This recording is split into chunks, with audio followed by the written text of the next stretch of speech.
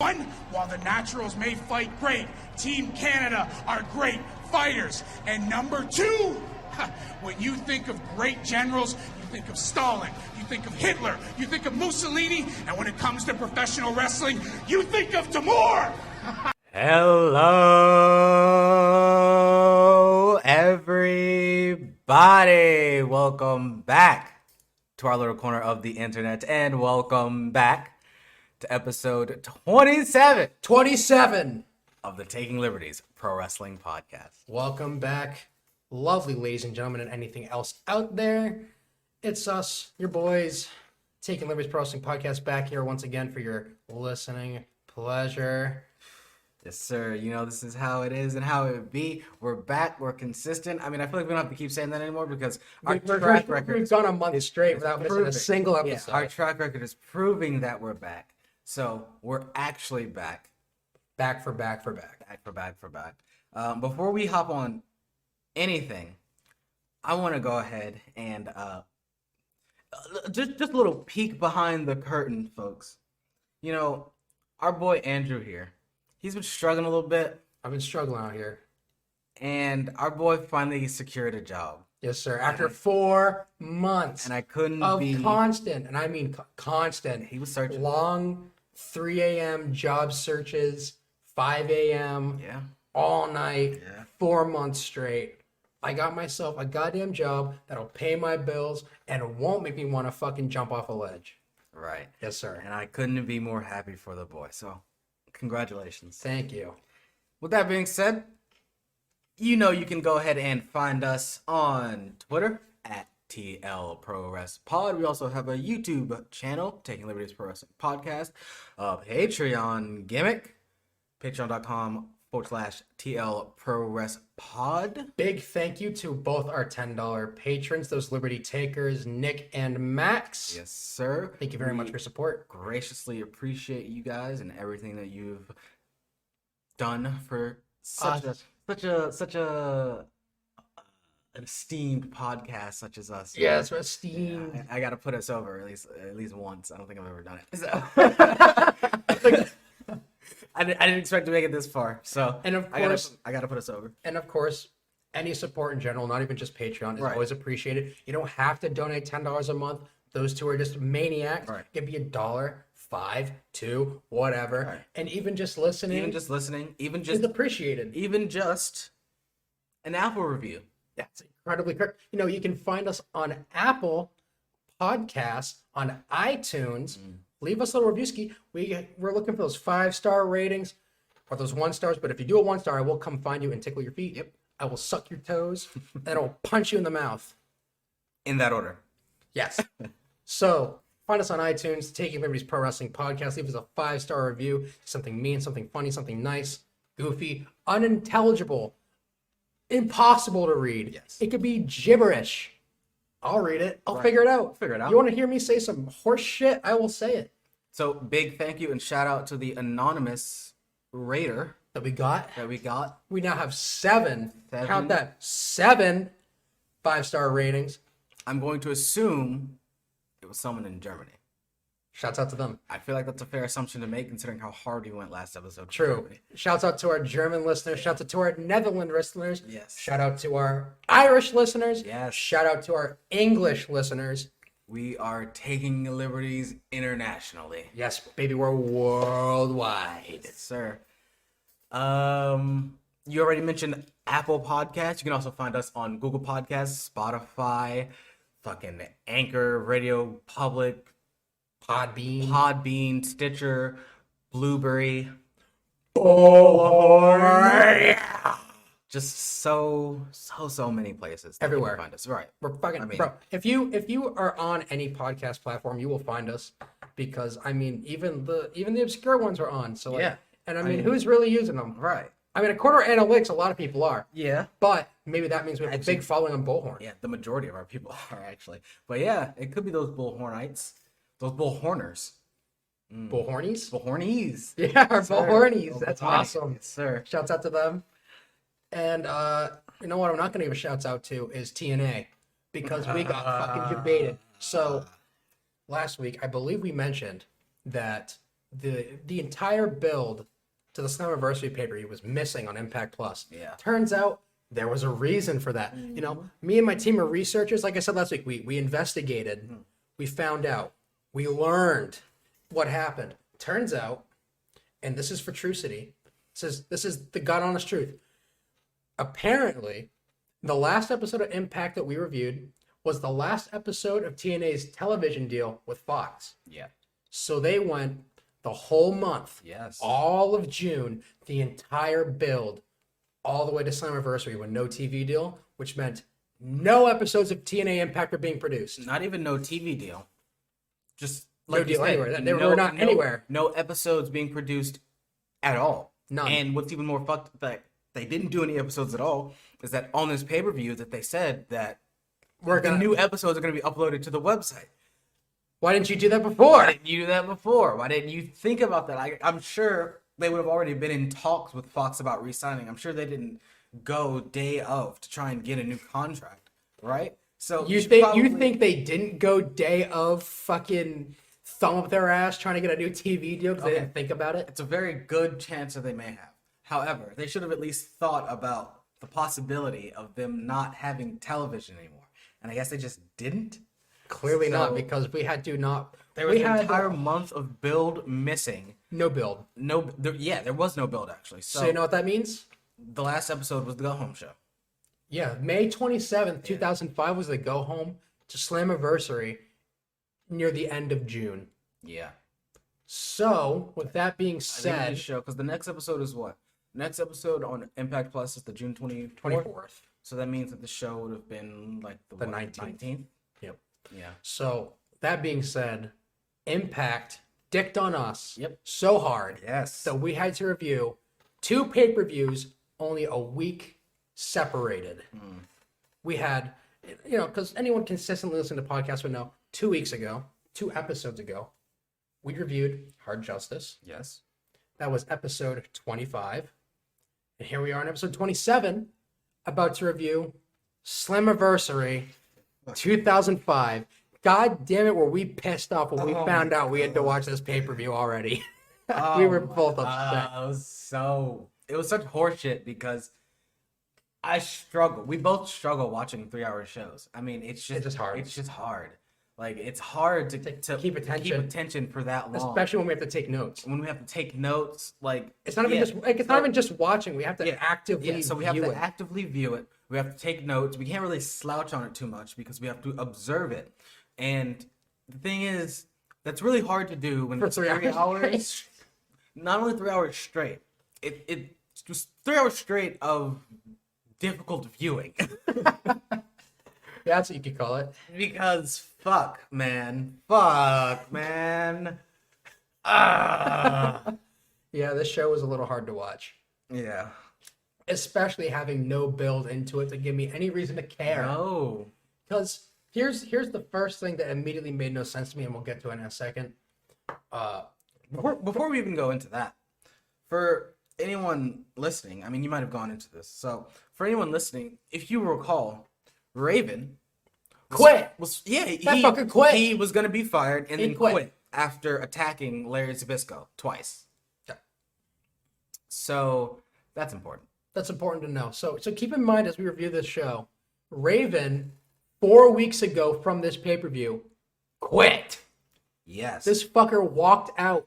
And the week after he walked out, they showed footage of him running over a cameraman. He ran that guy over. Yeah, they did do that. He is no longer an employee of Total Nonstop Action Wrestling. Until he is. Yeah. And so the show opens, promo package covering some of the key moments of the last 3 years of TNA, because Slammiversary is the anniversary of TNA, of course. We're celebrating 3 years of this horse shit. God awful. Yeah. Anyway, Pyro on the show didn't even feel as heavy as normal. No, it I didn't. felt like they went light. I think that they were worried about Blowing up the fucking building before the show starts. Smoking everyone out. running out of money since they didn't have a TV deal. True. Now, granted, I know that TV deals back then didn't really get you a whole lot of money, but that's all they had. They were free advertising for your shows, which means they no longer have any free advertising. So I'm sure they're not bringing fucking house show rep. Yeah, because Twitter wasn't a thing in 2005. That's like the ultimate free advertising machine right there, baby. Yeah, just the blogs. So the show actually started off with a promo package, and the song sounded like a very primordial version, a very early stage version of the Beer Money theme. I don't know if you caught that. I didn't catch it. It did. The riffs were very similar. Well, after the promo package, we get to the desk and they show us what happened on the pre-show of Slammiversary, where Raven and Jeff Jarrett had a confrontation, and then Jarrett attacked some Jeff Hardy-looking trash bag wrestler, and then Jeff Jarrett was arrested for assaulting a fan, and fucking now he's out of the King of the Mountain. So Raven, and now here's the issue, right? We have no context as to why the fuck Raven is here. So, yeah, Raven and Jared are jawjacking, and there's this fan, obvious plant. There's a fan that is a trash bag wrestler, look like Jeff Hardy. Yeah, it was classic 2005 trash bag. Yes, but he's like cheering and hooping and hollering, and he's kind of getting just a little too close to Jared, and Jared's like, "Oh, buddy," and he does it like 2 more times. Then Jared just fucking fucks him over the bench or the guardrail. TNA called it one of the biggest taboos in the business. It was DW that said that. So yeah, he called it one of the biggest taboos in the business, attacking a fan. And well, that means that the night we debut in the ring, I'm gonna attack a fan for shoot. True. True. And while I can't wait to fucking attack our fan before our battle royal, but while that may be a huge taboo. Fuck, that fought me, brother. Oh man. I don't know if it's as bad, considering just spent a lot of other shit in wrestling. Yeah, I mean, honestly, in my opinion, a fan gets too touchy, you're free to go, brother. Fucking whack. Yeah, don't touch.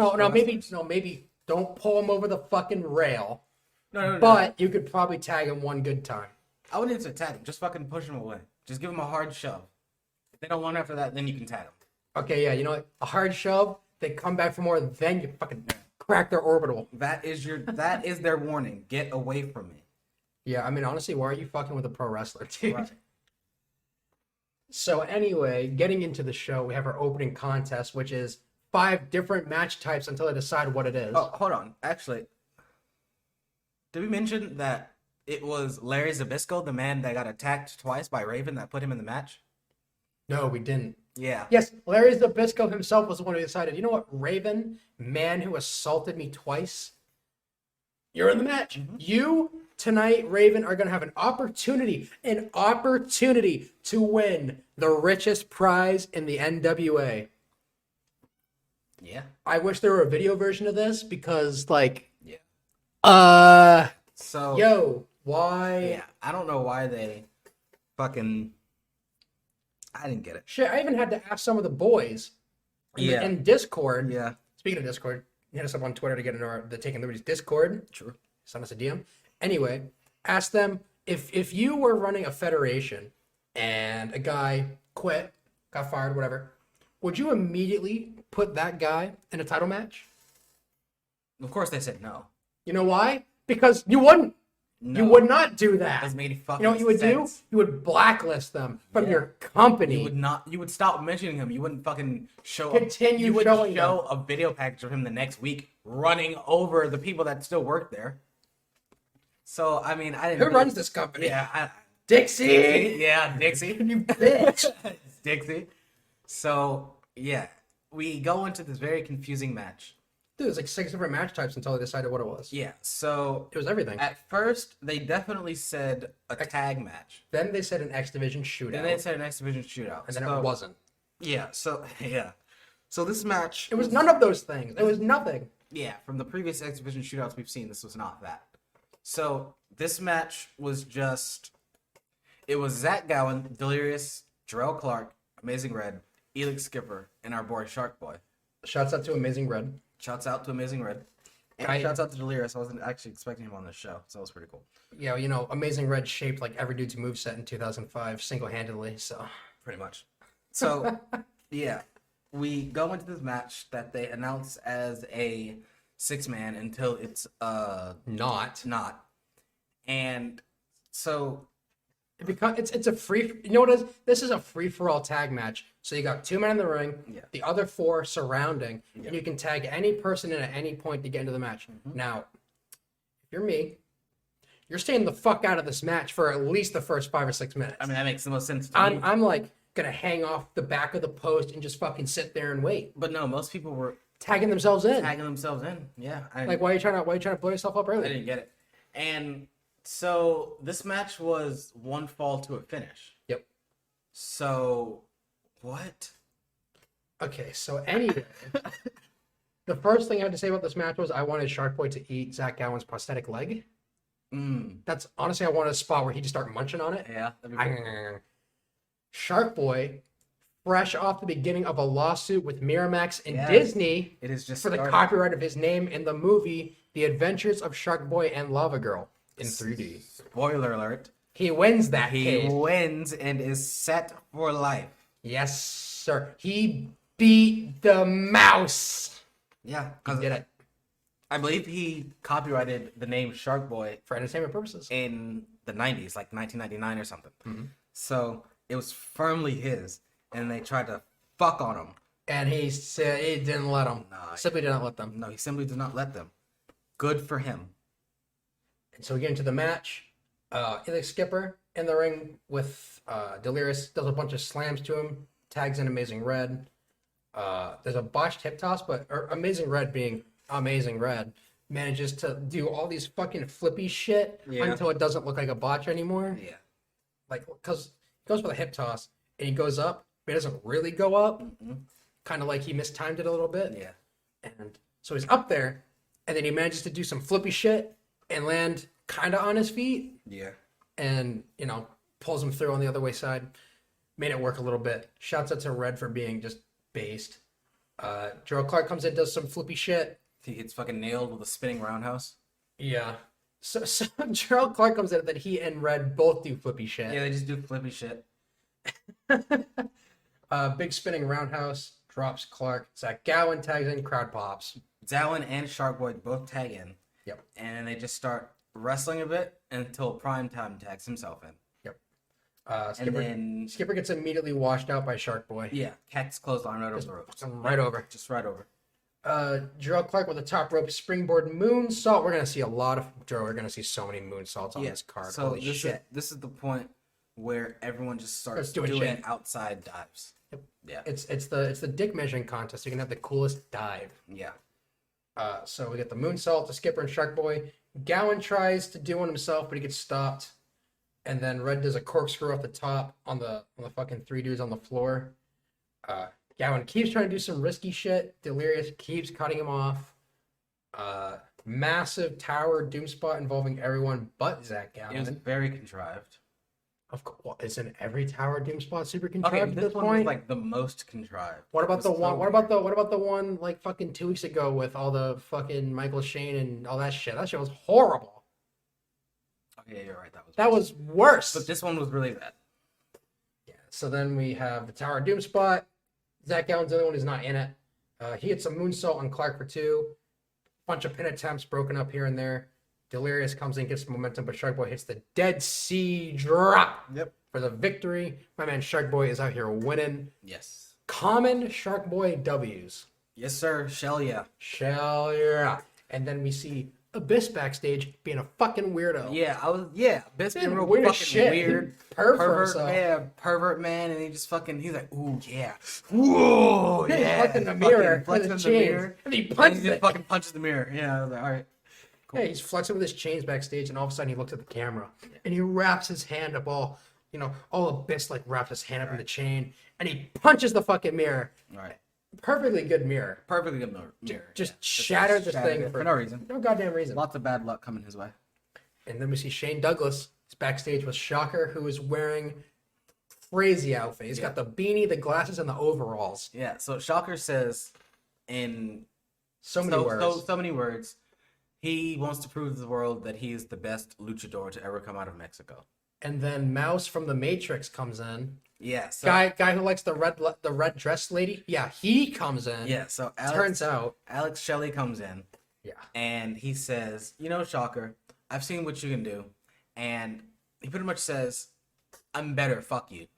And he said, LOL, I'm better at He said- I'm at strong style. he said, I can do lucha, I can do strong style, I can do American wrestling, I can do Japanese wrestling, I can do British wrestling, I can do it all. I can do your mom. Pretty much, yeah. And then Shocker did not take too kindly to that and just started screaming spewing, at him in just- Spanish. Yeah, Just fucking- vitriolic yeah, hatred in going Spanish. off. Yeah. And so then we immediately move into Alex Shelley versus Shocker. The crowd is pretty happy to see the return of Alex Shelley guy. Yeah, dude, these overalls Shocker were wearing were crazy. You had the fucking 1000% guapo on there. Yeah, that was and of course, their tearaway. Of course. Big Hector Garza fan. Yes, of course. Because everybody fucking. How can you not? True. Bunch of fundamental wrestle things to start. Yeah, they just Lots they, of counters. they do Wrestle amateur wrestling, or they do technical wrestling, and then they do a little. technical lucha wrestling. Yeah. So, they just do like basic standard, wrist lock into a head lock into a fucking side- hammer lock. Yeah. Just all that shit. All that shit. And then they start doing some flippy shit with it. So they add some lucha in there. And then This is the point where TNA finally mentions that Impact's moving Yeah. to TNAWrestling.com. Yeah. So, of course, now we finally get our answer as to what the fuck was going on. he also says to anyone that's never seen Shocker before, you've probably seen him. If you've not seen him, he said if you've not seen him wrestle before, if you've not seen him on TNA, you've seen him in those McDonald's commercials that I He's like- can't. He's like, a couple months ago, you turned the TV on and you always saw him. You can never not see him. I'm like, all right. Is that why I've never seen that commercial? I mean, I genuinely have no recollection of that commercial. I can't, bro. Here's the thing. I can't find that commercial anywhere online. So personally, and this is just me talking, just me. Personally, I think they're bullshitting me Probably not. and the American audience. If anything, Shocker's the most paid dude there. Given the McDonald's commercial. After Jeff Jarrett, sure. True. It's still his world, baby. So yeah, they're doing a whole bunch of shit, and Shelley begs off. Shocker's giving him what for, and he kisses his foot. Oh yeah, he baits him in. Yeah, he baits him in, and then he does a gut kick, and then fucking he whips him into the ropes, and does a shoulder tackle, and Shocker does a flip bump, and I'm like, What? what? Shocker easily has like 40 pounds on Alex Yeah. Shelley. I'm like, wait a minute. They're giving this kid too much. Yeah, wait a minute. Like, I know you're a lucha guy, but come on now. So he gives him the shoulder tackle, and I'm like, okay, what the fuck? So they start doing a whole bunch of more shit. They go outside the ring, or I think Shelley powders out, and then Yeah, Shocker Shelley does a powders dive. out. And he headbutts the fucking Yeah. guy with his dive. well before that, Shelley went for a dive and hit nothing, and then he fucking headbutted him with his own dive, or he went for a pescado and then got dicked on. I mean, we saw the replay. They literally collided heads. Yeah. And then they bumped onto the concrete because they landed on the section between the ramp Yeah. and the floor padding. Yeah. So after the suicide dive, they just get in the ring, and fucking somehow Alex Shelley's on top, and Don West even notes that ever since that suicide dive, Alex Shelley has been on top this match, and I'm like, yeah, how? How? Genuinely, how? That makes sense. Yeah, it doesn't make sense. So you want to take the rest of it? Yeah, so get back into the ring after that fucking shit. Snap, back suplex by Shelley. He snapped him. Locks up Shocker in a submission hold. I don't even know the name of it. It was some crazy shit. Some British shit. Yeah. Starts pulling on Shocker's nose, so he's forced to break it because he's cheating. Shelley goes up top, dodges a Shocker, gets drop kick out of the sky, followed by a suicida. Shelley then rolls through an up and over victory roll for a basement drop kick of his own. They're just doing flippy shit again. Yeah. More lucha things. They start going to pin counters eventually. Shocker gets this fucking wild looking. It's an arm trap small package. It was cracked. It was. I was like, how do you kick out of that? Yeah, I was like, oh. There is no yeah, kicking out I of had that. to reverse. I had to rewind that. I was like, how did he even do that? Yeah, he got up on him and shit. Yeah. Started rolling him through and pinned him. Just pinned him. I was like, that was pretty based. Shitty. Holy fuck. Yeah, that's pretty based. The thing is, it looked super messy, and I loved it. Yeah, I mean, if you're going for the win, you're going for the win. Not everything needs to be fucking gorgeous. Yeah, so Shocker wins.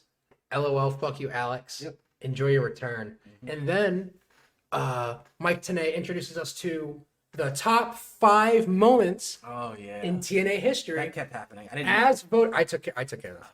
As voted by the fans on TNAWrestling.com. Well, I think the first one wasn't it AJ Styles winning the John? Number 5, the fifth one. greatest moment in First- TNA history first we saw. was AJ Styles winning the NWA World Heavyweight Championship for the first time in 2003. Yeah. And then we have Shane Douglas backstage with the 3 Live crew. Conan wants a fucking explanation from BG. He is sick of his shit. He said, look, dude, it's been way too long. BG says tonight his actions will speak louder than any words ever could. Yeah. He's So going to prove that he's about this life. And he's not going to do that because he's a bitch. yeah, the whole thing is just BG. You know, he's trying to convince everybody that he's cool. Clearly he's trying, not. He's trying to convince everyone that he's down with the Brown. You see, He's And cool with the kids. He's cool with the kids. And well, that does not work. I actually wondered why they were even doing this fucking thing anyway, because they were so segmented. It felt like 3 Live Crew. They Yeah, were I feel like so- none of them like each other Right, anymore. right. So I was wondering why they're even doing this. And then, so next up is Outlaw and Killings. Decent match. Decent match. I was kind of wondering why we saw the thing there, if it was just going to be a one-on-one match here, but... Well, I guess it was simply BG was to be there in case some shit went down. And shit does go down, but we'll get there when we get there. In this contest... So, as Outlaw is making his entrance... Oh, I'm sure it's exactly what I was about to talk about. Mike Tenay Mentions the fact that he and BG are from the Fed. Not only that, they are former WWE Tag Team Champions. God damn it. Literally, first order of the match was, I can't wait for the commentary dudes to stop mentioning WWE. That was literally my first Stop note. talking about them. They're not you. You're not partnered. Stop talking about them. So, even at 1.5 speed, which I was watching this match at, and the rest of the show after the Shelley and Shocker match, Oh, it took me longer, but this I match gave you the idea. was slow as fuck. As fuck. At 1.5 speed, I was watching this match, and I was like, why is there so much lulling around? Literally, there were moments where they were just standing around, doing shit. just not even doing shit. Like, Preparing to do There was shit. one point where Killings was selling on the mat, and Outlaw was literally just pacing around the ring, just like taunting the crowd or whatever. And I'm like, why are you guys taking so fucking long? They're working the marks. No, they took so long. So this match is fine, I guess. I mean, it's not a whole lot. It's not a whole lot going on at 1.5 speed. I mean, I guess I caught moves, but there weren't really a whole lot of that. There was one point where, all right, so really, Outlaw overpowers Killings the whole For the majority of the match. majority of the match. Like, that's even what the commentators are bigging up, that Outlaw has like 4 inches and probably about 50 pounds over Ron And he Killings. definitely does. So This dude's huge. yeah, he's working him over for most of the match. There's one point where Outlaw goes for a flying nothing, and Killings hits his leg up, and then he just fucking gets dicked on again.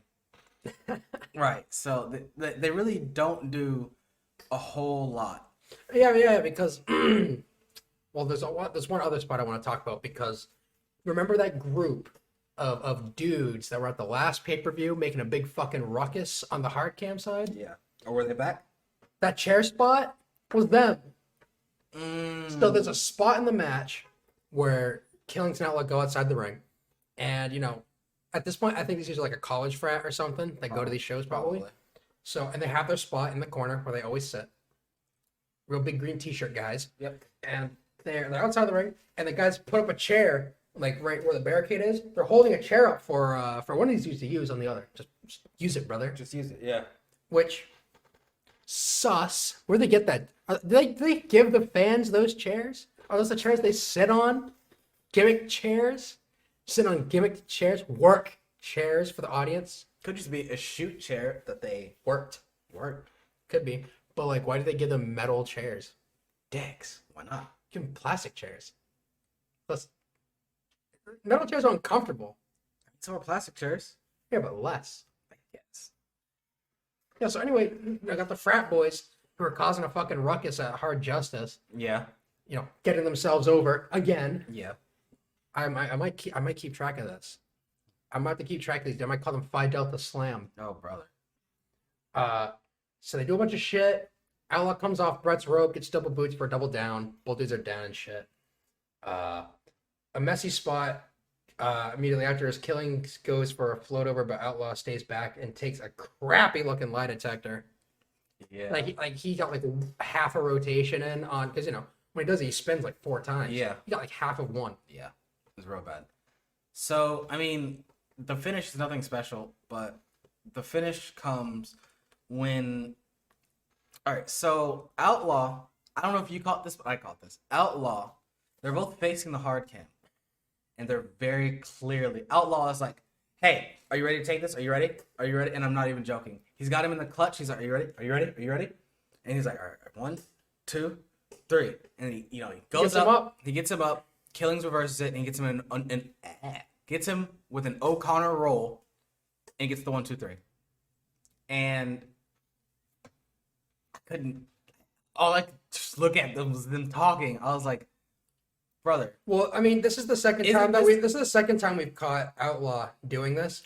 Because remember that match he had with Mike Batts. Yeah. Where they deliberately gave away the work of the move. But isn't this the esteemed former WWE Tag Team Champion from the WWE? Former WWE Intercontinental Champion. And former King of the Ring winner. Former WWE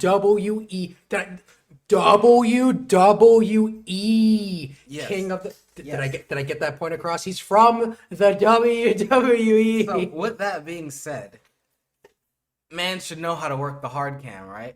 Not at all. You should know how to not. You should know that you should. They'll be looking at your face. To not directly speak to him. Not even directly speak to him. He was speaking to him while still facing the hard cam.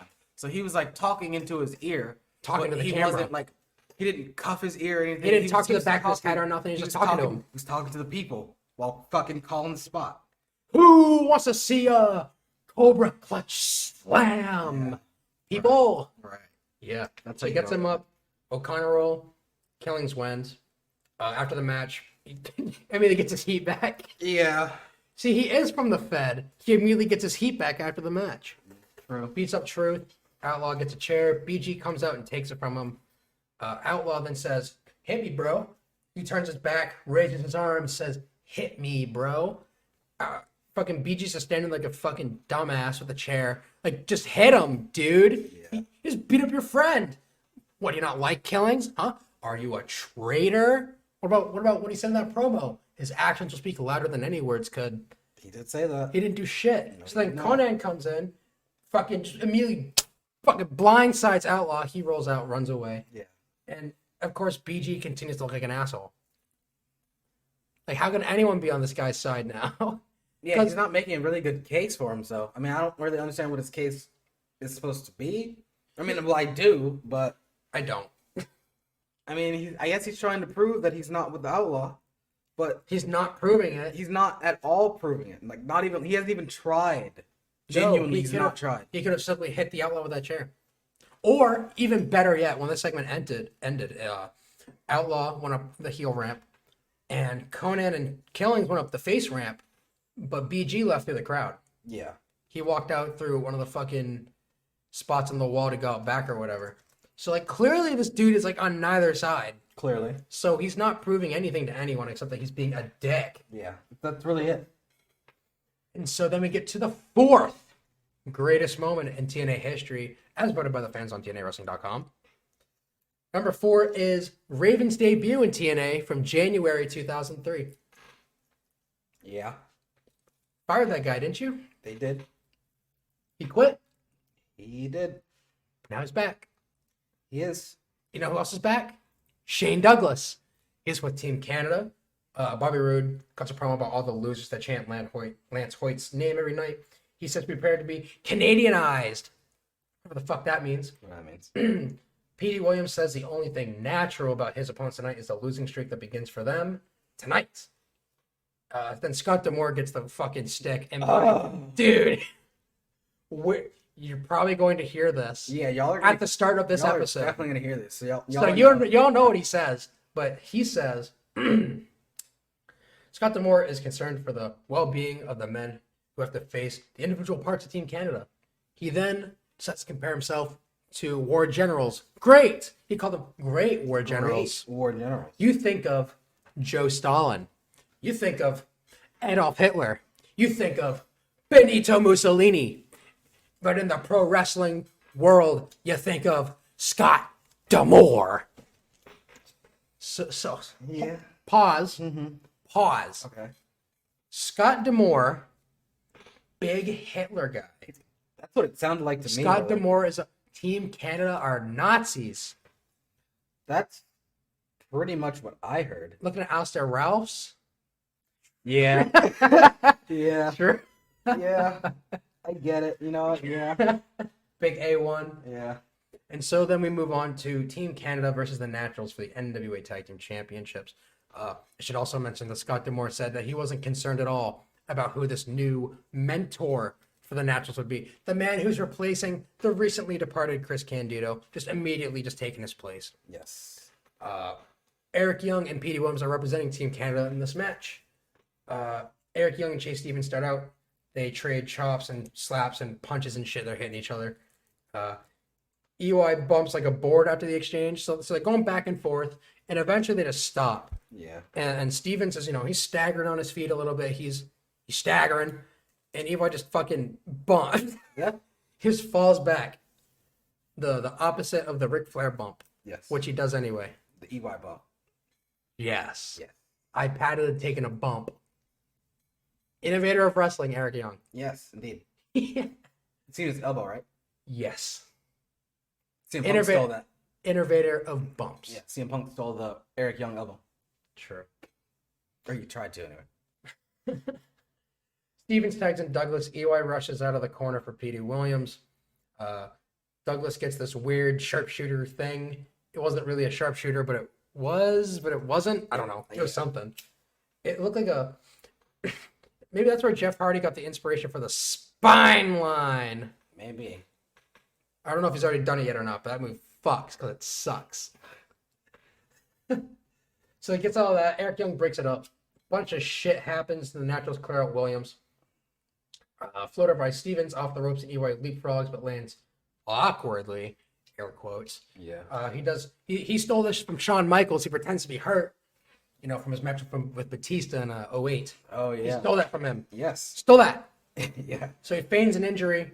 He's clearly bullshitting.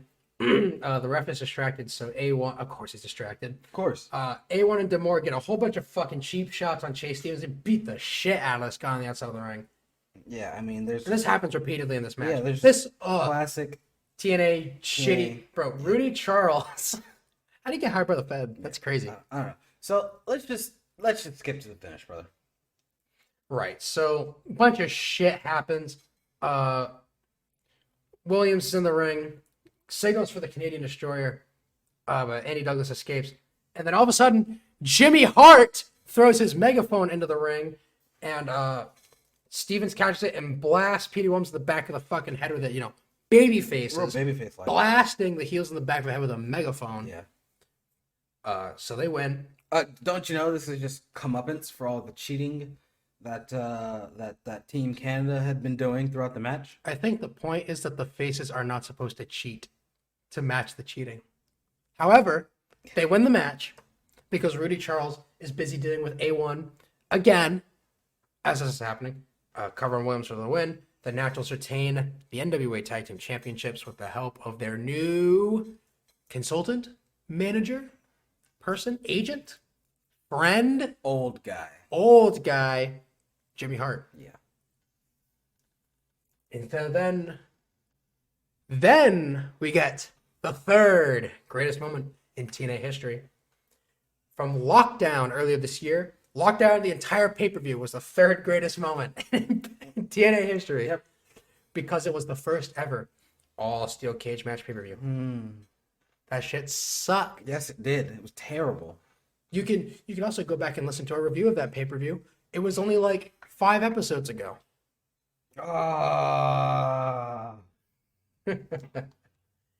And so we're back with Shane Douglas, and he's speaking with Sean Waltman.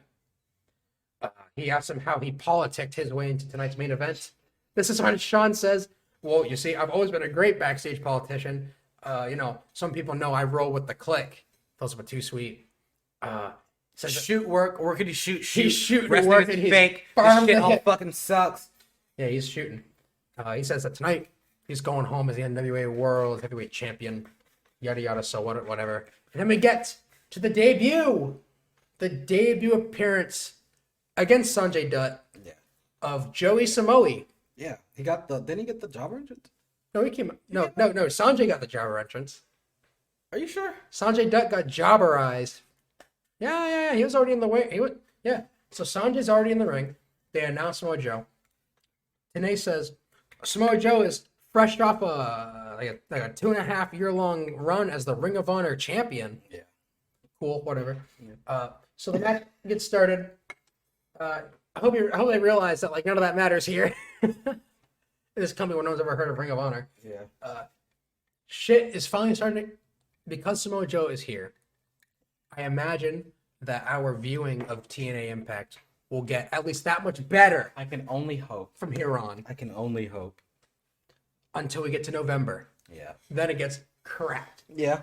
But for now, we have Joey Samoa. He's only lost 1 match in the past 3 years. That's genuinely impressive that he managed to book it. They get himself booked like that. Yeah. True. He warped himself to be booked like that. Match starts, lights up Sanjay Dutt in the corner. Sanjay tries to get Joe off his feet, but he simply will not bump for him, as he shouldn't. No. They do a whole bunch of shit. Sanjay rushes Joe in the corner, and you can probably guess what he did to him. Got them with that ST Joe. Hit him with that shit. He fucking rock bottom that fucker in the next millennium. Sanjay tries to fight back. Joe is simply too dominant. Bunch of shit. Sanjay manages to get to the top rope, rolls through a Phoenix Splash attempt. Snap power slam for 2. Combinations of strikes. Joe hikes Sanjay to the top rope, spinning muscle buster into a rear naked choke. Sanjay taps out. Samoa Joe wins the match. His debut here in TNA. On Slammiversary. Not bad. Good match. I skipped a whole bunch of what happened because it largely didn't matter. Yeah. Because anyone with half a brain knew walking into this match that Samoa Joe was going to win. Yeah. It's Samoa Joe. And so then today announces that the Bound for Glory pay-per-view will be coming on October 23rd. Important note. And then we get yet another senseless Raven promo that makes absolutely no goddamn sense. Yeah. I just said Raven cuts a TNA Raven promo. Simply, and again, I don't understand why he's here because he quit. Yeah. And so then we move on to Bobby Roode with Hitler Guy versus Lance Hoyt. Cannot believe that Bobby Roode associate this guy, but he is Canadian. Sure. And Canadians are the worst. Yes. They are the devil. Yes. They are Mexico North. Yes. The worst. Keep your maple syrup, you Canuck fuck. Anyway. Hoyt is super over with this crowd. Yeah. Mega over. Probably like the most overdue besides AJ Styles. I mean, Hoyt can. So they lock up. yeah. Hoyt throws Bobby Roode across the ring. They do this multiple times. He just keeps throwing him away and throwing him away. I mean, for the most part, this match goes pretty much how you expect until it doesn't. Yeah, so shit happens. I mean, Hoyt goes for the moonsault. D'Amore gets involved, of course. Roode hits a Liger bomb for 2. Roode then goes to use the hockey stick, but Rudy Charles takes it from him. The one time the official finally does something. Yeah. So he takes it from him. Hoyt chokeslams Roode, but D'Amore gets involved again, so Roode has time to recover, gets a Northern Lariat. Yeah. He grabs his leg, distracts him. Roode hits the Northern Lariat. Beats Hoyt. Beats Hoyt. Beats him. Yeah. Pins him, Awesome. stacks him, pins him, fucks him. 1, 2, 3. 1, 2, 3 in the middle of the goddamn ring. D'Amore 6 root on Hoyt after the match. Keep beating him up. D'Amore starts slapping Hoyt. He gets fired up until Root starts stomping his ass out. D'Amore takes off his shirt, showing off that hairy body. Very hairy. Hairy body. Goes to the top rope for a moonsault, but misses. Now, I have a lot of issues with this. First and foremost being that Scott D'Amore, being Scott D'Amore's character in TNA, going for a top rope moonsault completely and utterly buries that move. It buries the move because Scott D'Amore's character in kayfabe is a fucking fuck off, cowardly chicken shit, pussy, manager, bitch, fat ass fuck whore. Now you're gonna have this guy. Yeah, well, I do understand that he was a worker. Yes, but I'm saying training. But within the confines of what Scott D'Amore's character is, he should not be doing this. Yeah, no, he should not have attempted to go for the moonsault. He shouldn't have even been able to climb to the top rope. With that being said, it was a beautiful attempt. I mean, it looked great, but that makes it even worse. Yeah. He should have done it sloppy as shit. For some reason, because his moonsault is better than Hoyt's moonsault, which is an issue. Yeah, fucking. Oh, I forgot to mention as well that before the moonsault, big boot to Hoyt, and then fucking Lance starts like sexually harassing Scott D'Amore. Yeah. He started like being all weird to him, and I wrote here, I can see why Kid Cash doesn't associate with Lance Hoyt anymore. Yeah, that's Sexually harassing another man. Oh yeah. Gay. Yeah. That's gay. Yeah. You know who hates gays? Kid Cash hates gays. According to that promo he cut like 3 months ago. Yeah, really weird. Fuck that guy. Yeah, a really weird Weirdo. promo. I'm never gonna forget it. Yeah. What's your deal? Yeah, it was real. Cash? It was real fucking Mr. Cash with a K? Hold on. You're telling me Kid Cash has 2 Ks in his name? What's his middle name? Keith? Could be. Kevin? Maybe. Carrion? Maybe. Carry on? Something. Dude's weird. Dude is anyway, D'Amore misses the fucking gimmick. Yeah. And then Hoyt hits his on D'Amore. And literally everyone in this company does a moonsault. D'Amore stretchered out after. Yeah. And then the number 2 moment in TNA history was Jeff Hardy's debut in June of 2004. Now, I've actually seen this match where he debuts for the X Division Championship against AJ Styles. And I'm pretty sure in that match, Kid Cash and Lance Hoyt get involved. Nice. They fuck the finish. Nice. Incredible. So then we move on to America's Most Wanted versus 3 Live Crew. And this is the point where I decided, fuck this. I'm watching this show in 1.5 times speed. Yeah. So for some reason, K-Dog and BG James are just perfectly fine. Now they're fine. They're tagging. They're just good old. They came to the ring like nothing was wrong. Like there's no beef or nothing. Despite there's so much beef. Yeah. There's more beef than a Wendy's. Like, bro, what is going on real here? Fucked up. So, Conan and Chris Harris start. They trade holds into a drop down spot bullshit Universal. You know what I'm talking about. Conan throws his shoe at Chris Harris and then at James Storm. Storm kicks Conan in the face, and Harris takes advantage. Bunch of stomps, start stomping and stomping. They're clearly the heel team now because they're doing the stomps, tag, stomp, tag. Yeah. A unicorn stampede, if you will. Well, you think clearly the heel team, but okay, they're working like heels. They're working heel, but yeah, it's weird because I mean, the commentary. They're definitely trying to get over the fact that they're not on the same page. That they've been kind of on a lull, kind of in a lull right now. Mm-hmm. That they seem lost as a team, AMW. So, lull, they win. Yeah, well, they win. So, bunch of shit. Whatever. They work the match. So eventually the Outlaw decides, fuck this, I'm going to get involved. Mm-hmm. Runs out, attacks Conan, which isn't a DQ. No. AMW hit the heart attack on BG, win the match. And Conan argues with Outlaw after the match. BG and Conan start arguing. And then Conan extends his hand to shake with BG, waves him off, and walks away again. Well, he tries to give him a fist bump, and he didn't accept the fist bump. So he tried to- But the thing is, all right. So here's the thing. They worked this angle twice. There's no.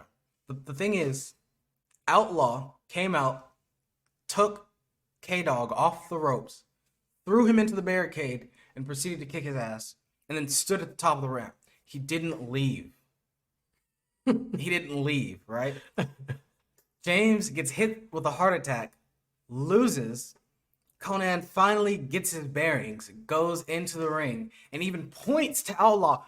Hey, look at this guy. He's right there. He attacked me. BG James is like, no, I'm not having any of that. Fuck that. I got a heart attack, bro. I just got hit with a heart attack. Yeah, you weren't there, blah, blah, blah. And then, he doesn't accept the fist bump. And then he powders out, and he's going to go on the other side. And he goes toward Outlaw's side. And he starts walking towards him. And he stops. Yeah. And he leaves. Again. Yeah.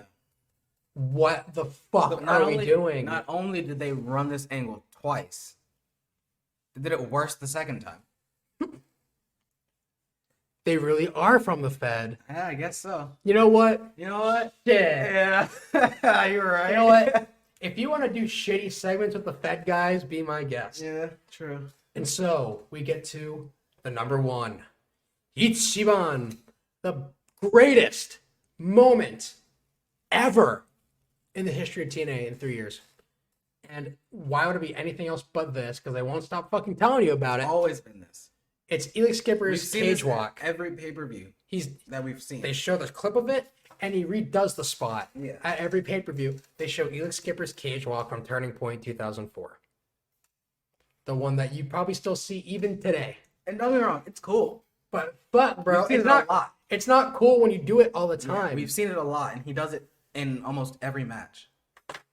Yes, we even watched together a match on YouTube of Elix Skipper and Frankie Kazarian working some indie show, and he still fucking did it. And he broke his neck. Yeah, he almost broke it fucking. Almost broke his neck doing the tightrope on the fucking ropes for a crowd of like 150 people. Maybe. Unreal. I don't know. I get that like it's just bread and butter, I guess. But like, dude, you're killing your own spot by doing it every week. It's overexposing your stuff. Yeah. So next up is what's up next? What do they call it? I don't even know what they called it. All right, so It's a three-way dance. It's a three-way dance. Well, I know it's a three-way dance, but TNA always has a fucking. They called it an elimination match. TNA name. Figure they had one here. So it's a three-way dance between, well, of course, Chris Sabin. And who else would his opponent ever be? Well, Michael Shane. Duh. Yeah. But at the very least, There's a third person. they get to challenge for the X Division Championship. So their opponent is Chris Sabin. Here's a question I have. Why? No. I can understand Michael Shane being the number one contender for the X Division Championship. He beat Chris Sabin at Hard Justice. True. My question is, why the fuck is Chris Sabin here? He lost. Hail Sabin. He lost. Hail Sabin. I love Chris Sabin, but he lost. Well, So the match starts off with, they just attack Daniels. And then it was where they teamed up together first. They teamed up together to attack Daniels. And then he does whatever. He fucks off for a bit. And then they go at it. And then Chris Sabin attacks Michael Shane. And then Michael Shane just starts selling for like 2 minutes on the apron. He's just laying there. Taking a nap. So I thought that was weird. Sabin gets Daniels in or was it Daniels to Sabin? Oh, it was Daniels to Sabin. He gets him in a Koji clutch. Yep. Shane fucking... breaks this up. I would never want anyone to break up a submission that I'm in like this. So he fucking does a top rope top rope elbow onto Daniels, who has the move applied into Sabin. Did you know that Michael Shane is the cousin of Shawn Michaels? Did you know that? I have heard that once or twice. Have you? Yeah. I don't think they've ever told me that. I found that my team of scientists told me. They came up to me and said, "We did the DNA tests. We did the blood work. Turns out Michael Shane and Michael Higginbottom are related. Yeah. Nice. Yeah. So this match goes how you expect any three-way dance to go.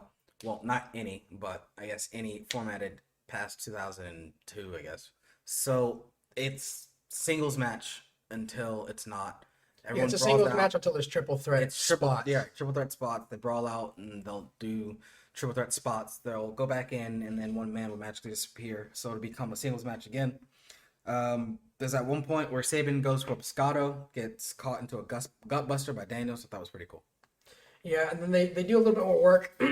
Shane reverses Angel's wings into a back body drop. Sabin does a tornado DDT with the enziguri to Daniels as he goes down. And then we get a triple down. All three men are down. Yeah. All of them. Yep. And we're like, I don't know, 5, 6 minutes into the match. Yeah. Doing triple downs? Yeah. Bet. So Sabin's up first. Brainbuster by Sabin to Shane. Goes with a cradle shock. Shane gets out of it. Sabin then dives out onto Chris Daniels is on the floor. Sabin and Shane do more shit in the ring. And then, of course, the women get involved. The whores. Now, I should mention, Trinity is in the most ridiculous outfit I've ever seen her wear. Her cheeks were basically out. Yeah. Yes, they were. Pretty much, yeah. There was little strings Yeah. holding this entire outfit together. Yeah. She could have busted out of it at any moment. Any moment. And she did work. She worked. One pump. If her body started pumping, It was over. like workout, yeah, that fucking outfit would have been. Yeah, after 30 squats, she would have blown. She would have blown right through that thing. Yeah, for sure. The women get involved. Start catfighting in the middle of the ring. Shane gets Daniels to hold Trinity for a super kick because he's a fucking asshole. Yeah. Sabin intervenes and gets Shane up for the cradle shock. Daniels then, for whatever reason, decides to threaten him by hurting Trinity. Like he gives a shit. Yeah. Yeah, so he gets Trinity in the position for Angel's wings. And he's like, oh, I'll fucking do it, bro. I'll do it. So Sabin hits the cradle shock anyway, eliminates Shane, and then Daniels just simply does the Angel's wings to Trinity. And Sabin didn't care. No, he did not care. You know why? Because as anyone who's been watching this program would know, their partnership is strictly platonic. Yeah. They're here to beat up those assholes for being assholes. Pretty much. So, I'm not going to lie to you. I didn't watch anything really after this elimination until the finish because I didn't expect it to go much longer, and it went. Oh, they went way longer. A lot longer. They went almost the entire match length again. Yeah, so I just skipped all that. Yes, they do work. Sabin's eliminated, of course. Eventually, they do, after doing all sorts of shit, Daniels locks in a fucking rest hold to slow it down, kid. Slash it down, bro. We got like 5 more minutes of this. We got 5 more minutes. We got at least 3 more spots. Sabin fights out. Does a satellite schoolboy for 2. Bulldog by Sabin for a double down. Straight jacket suplex by Sabin. And then Daniels hits a tilt-a-whirl backbreaker and then an STO. 2 count. Daniels then simply just hits the BME. Like there was no contest from Sabin about it. He just took it. Yeah. But he kicked out. And I was surprised. I would have just ended it there. But nope. Sabin tries to fight back into it with a tornado DDT to Daniels. Sabin gets Daniels up for cradle shock. Fights out Angel's wings. And Christopher Daniels is still your X Division champion. And Mr. TNA. And also the higher power. The higher power. Here's a higher power. And so then we have Shane Douglas again backstage with Monty Brown. He asks him how Jeff Jarrett's arrest has affected his gameplay tonight. And he says it doesn't change a damn thing. And so then we move on to the main event. The King of the Mountain match. For the NWA World Heavyweight Championship, we have AJ Styles, Abyss, Monty Brown, Sean Waltman, and Raven. Okay, so I mean, if you're gonna break down the match, which I'm gonna go through clip notes here, but what I want to say, and I'm pleasantly surprised I was wrong, I immediately assumed Jeff Jarrett was gonna find his way into this match. Yeah. I assumed it, and I assumed wrong, and I'm happy I was wrong. All right, so For just the sake of time, I'll go ahead and get the eligibilities out of the way. So it was Monty. He got the first pin on Raven. Mm-hmm. So he got eligible for the belt, which meant Raven had to go to the penalty box. Then it was AJ next. He hit Waltman. So it was AJ to Waltman. And then Abyss also attacked Brown. And then Raven pinned AJ on the outside. Abyss hits Brown with the black hole slam. That's how he became eligible. Styles hits spiral tap onto Abyss through a table. That's how he became eligible. Waltman did an X Factor off the ladder to AJ, and that's how he became eligible. Yep. So there was one point in the match where Abyss and AJ were both in the penalty box at the same time, but they wouldn't fucking pan over to what was happening in there. All you could see was Abyss fucking shaking the goddamn cage. Yeah. And I'm like, dude, let me see what's happening in there. And I noticed, to talk about panning over, I realized that in the very first match of the card, there was a moment where Zach Gowen was going to attempt his moonsault when everyone was doing the dive, and the camera was focused on the pile, and Mike Tenay literally had to yell, "Hey, go wide, you're gonna miss this." That's literally what he said. He's like, "Hey, you need to go wide. You need to see what's about to happen." Reminds me, so it's just like at lockdown when Tenay was like, "Yo, cameras, look up." Yeah, so, I mean, yeah. The cameramen don't do their job. That's all it is. No, they don't. Yes, they do all their shit, all sorts of stuff.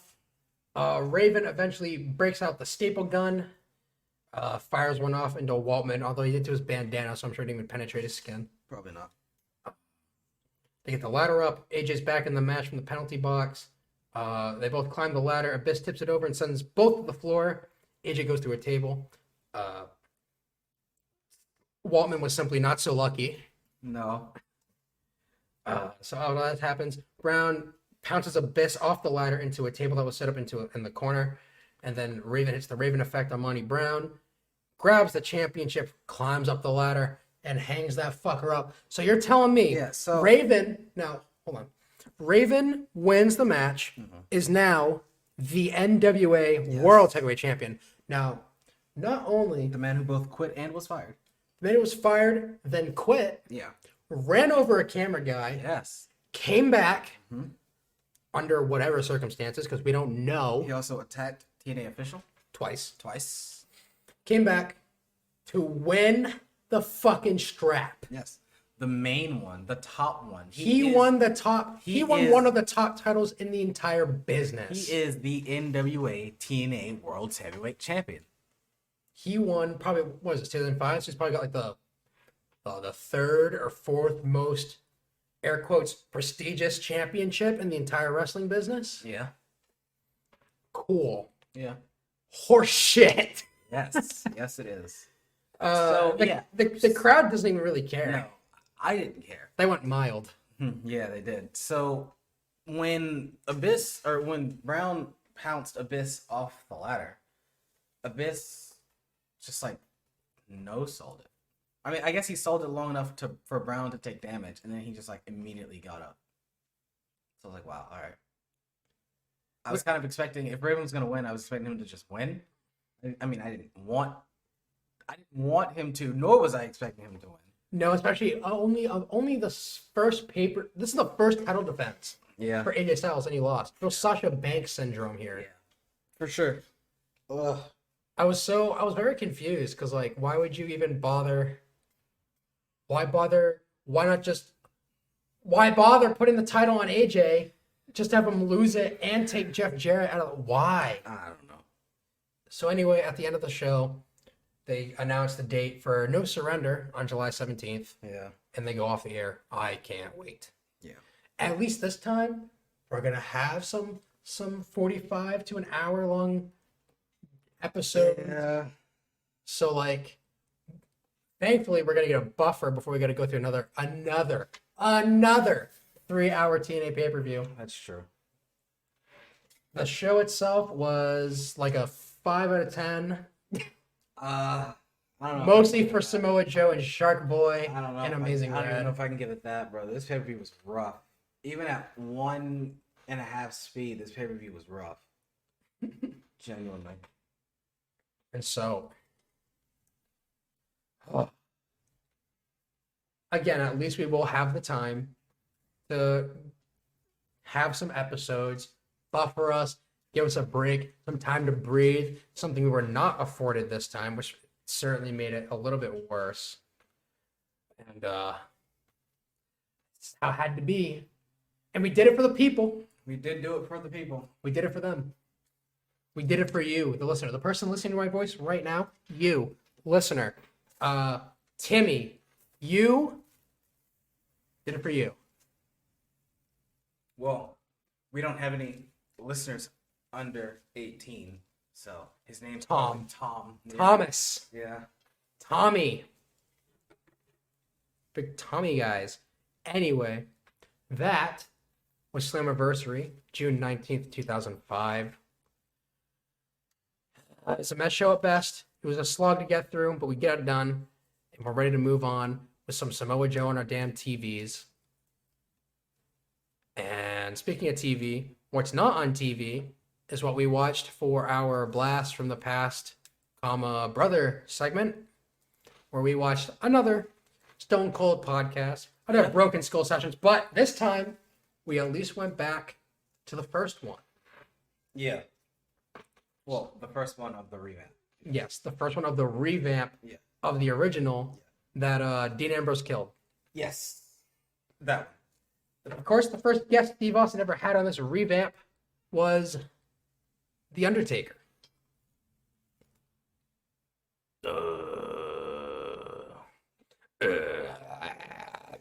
Rest in peace. Yeah, he fucking gleeks all over himself. Yep. Yeah, so we had The Undertaker. This was recorded, I assume around WrestleMania 35. I think so. That's what it seems like. So, of course, Steve has to give The Undertaker this big gamer introduction. That's The Undertaker. Ah! They talk about what he's been up to recently. Looks good. I'm in a lot of pain, he says. Of course he is. I mean, he's The Undertaker. If he took all those goddamn leg drops on the apron, not necessarily, would be fucked up, brother. Says he's been trying to open his mind as of late. I don't know about that. No, he's not. I mean, he would go on to later do an interview with Joe Rogan where he'd say that dudes are not manly enough backstage. They're playing video games and not stabbing each other and snorting crack and shooting up heroin and steroids in the same needle. Yeah. These damn video games, these damn nerds in the back. The workers are marks. Yeah, so definitely not an open mind. Yeah, because that was 2 years later. Yeah, right. How dare the wrestlers not fucking Want to kill each other. and become addicts and ruin their lives? These guys want to be friends? Losers. In a world where kayfabe's already dead? Losers. Fuck them. Hate them all. Either you Business have was better back in my day. We were just tough guys smoking cigarettes and sharpening our knives with our teeth. Yeah. Okay. Yeah, they're playing five-figure fillet. Just fucking yeah. Yeah, man. Goddamn. So they get into how Mark Calloway Yes. got himself into the wrestling business. They talk about how he used to go to local shows in Houston at the Coliseum as a kid. Yep. Much alike to Steve himself. Mark was a mark. Yep. Is a mark. He said he would go to the Coliseum and he and his friend, they would mark out for the original Sheik, and that's pretty much like what got them into pro wrestling. Yeah. He began training for wrestling 3 years after he graduated high school. So this was 1986. Yep. Graduated in 1983. Yep. He and a group of dudes he'd never met go to Buzz Sawyer's house. Mm-hmm. The Buzz Sawyer. $2,500. Yep. Go to his house to train. And they said that he showed up to the door butt-ass naked. Totally forgot he was about to train these kids. Yep. He agreed to train them butt-ass, cock out, naked. Yeah. Look at my dick. So that's what I thought. Look at my dick. So I didn't hear this. You you cleared it up for me. At one point, apparently, Undertaker, Mark said that, he ended up putting clothes on and he got himself. But you missed this part. Yeah, but I missed that part, that he got himself situated. Dressed. Yeah, I missed that part. So I just heard he goes, he opened the door butt ass naked to he's stretching us out on the front lawn. He's stretching all his... So I Shoving his nuts in his face. in my mind, I'm thinking, Whoa. he fucking are stretching these 20-year-olds naked on his front lawn. It's kind of weird, dude. Like, I don't know, wrestlers are into No. some weird shit, but No, oh, he did man. not stretch a bunch of Texas boys butt-ass naked on his lawn. Are you sure? That's illegal. Stretching young boys on your lawn is not illegal. Doing it naked is. See, if it was his backyard, the nudity wouldn't be an issue. True. It's private property. Yeah, so Mark goes on to tell a story about how one day he was getting stretched out, just getting his ass reamed out by Buzz Sawyer. And he managed to somehow turn it on him and pin his shoulders down. He said he pinned his shoulders down for like half a second.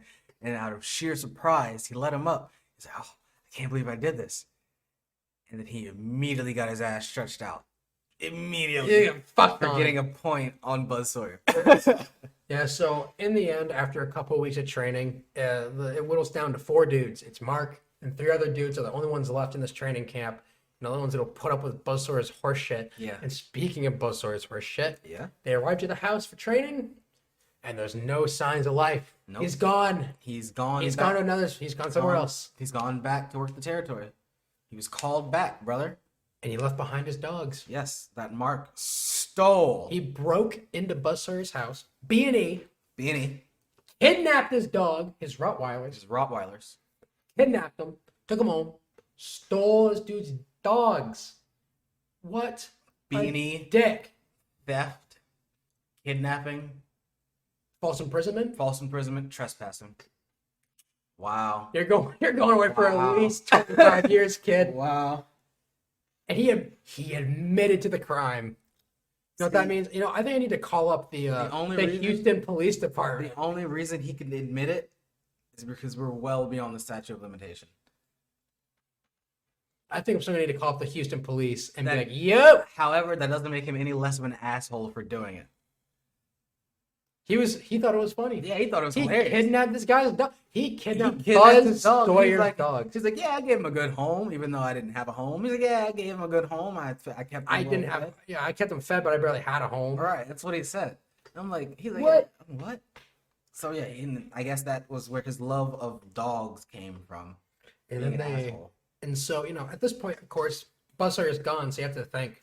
Oh, I guess Mark's ready for the big time, brother. I guess so. It's time for him to hit the ring. So he and Steve are talking about some experiences they had back in the day, working the Coliseum themselves. They were greenhorns, green as grass, green as shit, lost in the ring. They talked a lot about how they just really didn't know what the fuck they were doing until they did.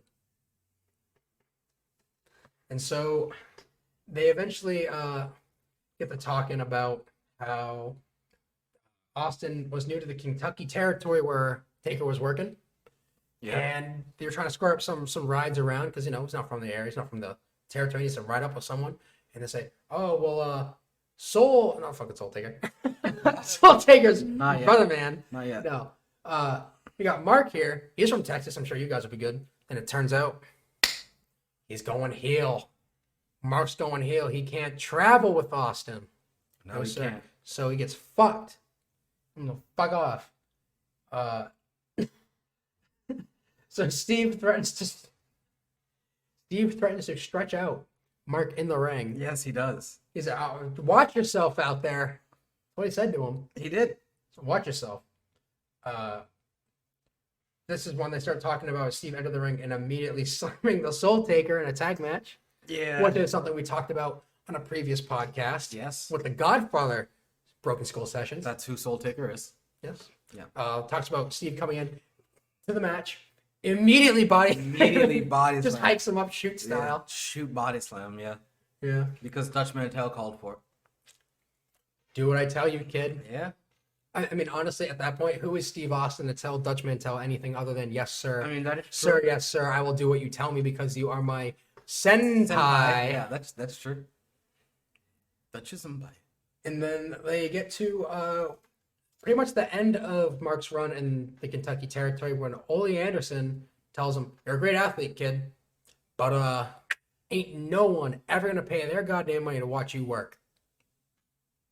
Ole Anderson told The Undertaker, before he was The Undertaker, granted, but he told The Undertaker, no one is ever gonna pay their money to see you work. Ever. Damn. Well, first off, that's mean as shit and unnecessary. Well, yes, it is. All right, so it is WCW days now. I guess he just fast tracked from the territories to The time to WCW he's on TV. because because after Ole says that, he then mentions that Paulie, being his manager, tells him to just go up to New York and call Vince and see if they'll have anything for him. Go join the Skyscrapers. Yeah. So after Ole Anderson tells him that he'll never fucking draw a dime, essentially. He works WCW and then gets a shot with the Fed. Yeah. Pretty much. And now, granted, mind you, The Undertaker debuts in 1990. He began in the business in like 1989, 88. Yeah. Something like that. Really began? Yeah, something like that. So like it really took him like 2-3 years to get to the Fed. That's incredibly fast. Yeah, so after he says he goes to the Fed, or he tells a story about how he's going to meet with Vince, and Vince asks him if he has any extra or hidden talents. Oh, you forgot about the part where he ripped his ass. Oh yeah, he did rip his ass. Yeah, so Paulie and Taker are out getting Taker a suit. Yeah. Something to wear for the meeting with Vince, because he's going to Vince McMahon's house. Yeah. It's gonna look spiffy, right? And so they get the suit, and of course, Mark's a big ass dude, gets into Paulie's tiny ass sports car, rips the entire ass out of his pants. They go down to some fucking some club or whatever. Paul's like, yeah, we'll get one of the girls there to fucking say up, bro. Got it. This place is banging. There's no time for that. So Taker sits in a chair at this place the entire time, refusing to get up, doesn't want anyone to see his ripped ass. No. They get back to Taker's hotel room. He's trying to patch this shit up by himself. I've never sewn nothing before. So he's trying to piece together these pants for this meeting. So then he gets to Vince's house where he refuses to let him get behind him for fear of seeing his shitty stitch work. Yeah. And that's where Vince asks him about his secret talents. Yeah, so they're going through the interview, and, Mark says that he feels like it's going fairly well. And Vince asks him if he has any hidden or extra talents. And Mark says, he's like, yeah, I sing in the shower sometimes.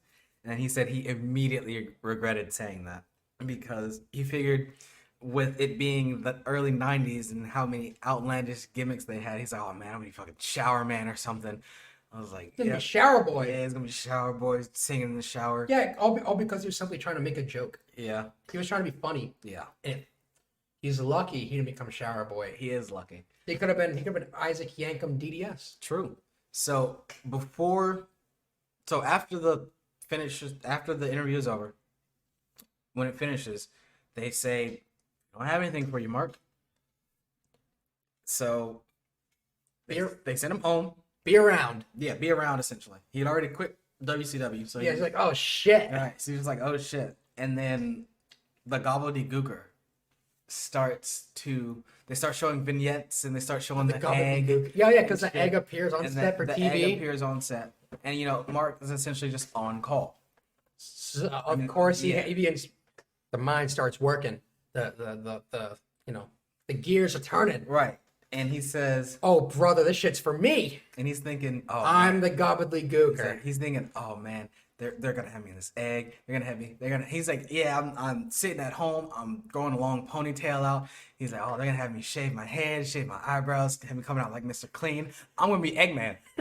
He's like, "I'm gonna be Eggman." I was like, that's true. And in Southern Texas, I'm gonna be Eggman. I'm gonna be Eggman. I'm gonna be Eggman. Oh my god. Yep. Man, that popped me. Yeah, it popped me too. He's afraid the egg is for him, of course. Then one day, the phone rings. Picks it up, and he hears, "Is this the Undertaker?" And this is Vince. And Mark's kind of befuddled for a second. He goes, "Yes, this is." Yes, this is. And of course he says, "Well, the Undertaker sounds a hell of a lot better than Eggman." Right. So, Vince drops the gimmick to him, talks about how the Undertaker character really clicked with Mark. How it was like something he could really sink his teeth into. And he took inspiration for the early bit of the character from horror movies. Well, no. He said it actually took him a while to get into the gimmick. He understood it. Well, he said to it as a wrestler yet. Well, but I'm talking about the character itself. He could connect to, because he was talking about how in his younger days he was kind of into like some of the like the voodoo shit and whatever. Like he thought it was cool or whatever. Yeah. He's like, yeah, that's cool. And so he said he took inspiration from Michael Myers and Jason Voorhees. Well, yeah, because that's when he said to develop his. That's when he said that. When he first started as the Undertaker, he couldn't quite get it down. You know, he was still doing fucking drop downs and leapfrogs, For no working like a reason. mean Mark, and that he would watch Friday the 13th and Halloween and these movies. And his quote was, "These guys never moved too fast, but they always were in the right place, At the right time, like to cut you down, essentially." Mhm. And that's how he developed his movement as the Undertaker. Yeah, so he basically said, I move slow and methodical, and then bang, I do something real fast. Yeah. And I go right back to being methodical. Yeah, he was like, he had to get out of the mindset of he could very easily Do all this shit. It simply don't do any of he it. could easily clear the top rope and land on his feet, but The Undertaker wouldn't do that. Yeah, the Undertaker wouldn't do that.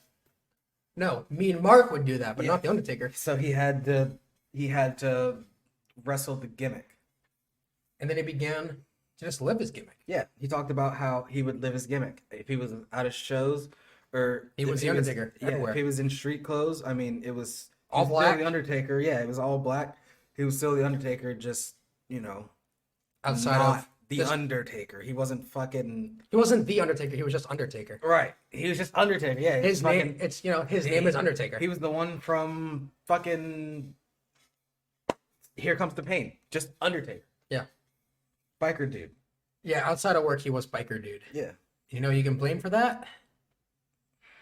Do you know who you can blame for that? Who red-pilled Mean Mark? Unfortunately, Who did it?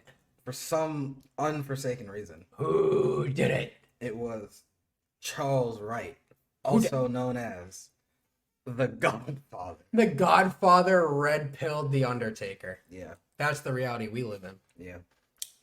Anyway, then we move on to Undertaker's debut match at Survivor Series 1990. He was talking about how he was marking out inside. He was starstruck. He was working with dudes like Dusty Rhodes, and he couldn't believe he was working with this fucking guy. And so during the match, there's a point where they show on the TV on the set as they're talking. They show a spot where Undertaker just fucking throws Dusty out of the ring like a piece of trash jabroni. Yeah. And Undertaker says, "I jabroni Dusty Rhodes." He said. And after the match, he had to go backstage and fucking thank him. Of course. He's like, "Thank you so much Thank for you, letting Mr. me Dusty, sir. Yeah, he literally said, "Thank you for letting me jabroni you out there." Yeah. Fuck. Yeah, but then Steve talks about taking out the Von Erichs on a show back in the day and not feeling like he was worthy of a spot like that. Kind of equating his own experience to something similar. And I mean, it's crazy to think that, like, in the grand scheme of things, Stone Cold Steve Austin is leagues above the Von Erichs. Yeah. I mean, Stone Cold Steve Austin was told by Eric Bischoff that he was never going to draw a dime in this business. Ha! Yeah. Ah, that's funny. Yeah, so they're talking about how they're fucking giant marks. And then Mark himself talks about how he's starting to develop sort of a promo style. He got to pick the brain of Jake the Snake Roberts because, he has that promo style where he talks real softly, kind of draws you in, so you got to listen to him, make sure you know what he's saying. And because at this point, really all the promo work's been done by Paul Bearer. Yeah. All he has to say is, "Rest in peace." Yeah, that's all he's got to do. Starts talking, and he transitions what he's talking about into sort of how he became the American Badass. Yeah. Through transitioning through his character. Yeah, because he says that when he would change it up, he felt like that's what kept his character fresh and relevant. Because he said that when he feels that he was stale, that the fans had already been feeling it. Yeah. Yeah, and that's Yeah, fair. he's right. And right. Yes, that is true. Because honestly, I mean, if you are feeling like your gimmick's stale, it probably is. Yeah. Genuinely. So he said, going back to the late 90s, he felt that the kind of content that the WWF was putting out when the Monday Night Wars started was kind of restrictive. And so it was really important. And of course, this is where he takes the time to suck Vince's dick off. Yeah. Say, well, Vince is a smart man. So of course he decided to start doing more adult content on TV. And then they talk about more of the territory days and all the little sus shit they saw on the road. Dudes doing sketchy shit that you could never get away with now. You could never get away with any of the shit they were doing. Mark says that he did enough shit to put rock stars to bed. Yeah. Said I had a couple of nights that I'll put rock stars to bed. That's what he said. That's what he said. He said he always enjoyed going out with the boys. He enjoyed the camaraderie with his brothers. He tells a story about a time he went out and had to fucking carry Sean Waltman out of a bar. Yeah. Because we all know Sean. Ha ha. That's what he said. We all know Sean. Ha ha. Ha. He said he walked through one of the doors and there was a giant cloud of smoke coming out towards him. It was cigarettes for sure, of course. Yep. Cigarette guys. And there was another time he was out with the large boys. The large boys, yes sir. A large group of the boys, including the Clique. All of them were there, Yeah, I mean it was the Clique, and a whole bunch of other dudes. Austin, and Paul Bearer, I believe. Yeah, and him, the Undertaker. And Undertaker. Lethal group, Very. the most lethal group. Yeah. Yeah. Talking about how Triple H isn't really a drinker, but in the picture they showed, there were enough drinkers that there wouldn't be anything left for Hunter, even if he wanted to. Yeah. He said that on the off chance, sometimes you go have a beer, have a drink with the boys every once in a great while. Yeah, every once under a midnight sun, he might go ahead and have a beer. A beer. Yeah. A shot. A beer. Yeah. Yeah, a shot, a beer. One and done. And of course, I mean, just look at the fucking guy. You could tell. Honestly. You could tell he wasn't drinking. Shit. And then Stone Cold asked for Mark's take on. He started really talking about the Monday Night War, talking about the content, talking about how Undertaker never even considered jumping ship to WCW at any point, never even thought about it. Because he knew, in his heart of hearts, Eric Bischoff didn't give him his big chance at the big time. Vince. Even though it wasn't Eric Bischoff running things back then, but don't worry about that. Yeah, but Eric also, shit talked him, so fuck him. True. So fuck him. Yeah, so fuck that guy. He knew damn well he'd make more. And this is at the beginning of the Monday Night Wars before bases turned up. So like 96. Yeah. He said, I could have made more in one payoff in WCW than I was making the entire year with Vince. But my loyalties were with him, and I was going to go down with a sinking ship. Commendable. Commendable. Stupid, Very. but commendable. Yes. I can respect that. I can. He said he was adamant to stay with the Fed, and then they circled back once again to the American Badass and his evolution of that character. He said, "Oh, shit's getting a little old. Coming off an injury. I'm gonna come back." Talks about his appearance as the American Badass at Judgment Day 2000. There were a lot of variables involved, including the bike. Big biker guy. Big biker guy. He said that he was fucking chock full of adrenaline. He was And feeling that came shit. back and just fucking dicked on everybody. I mean, he wasn't as cool as Kane's, but that's he just came back and he took out what was it, Triple H, X-Pac, He took out all the DX, pretty all much of them. all of DX, and I think it was like it was DX and the McMahon Helmsley regime. Yeah, pretty much all of them. Yeah. Fucking just dicked on them all.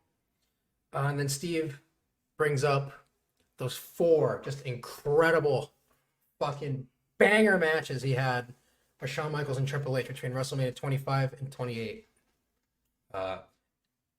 Undertaker viewed it as all one long story. You can certainly see it that way because that's kind of how it was. Yeah, I mean, It's all one long story. It was the Undertaker versus DX.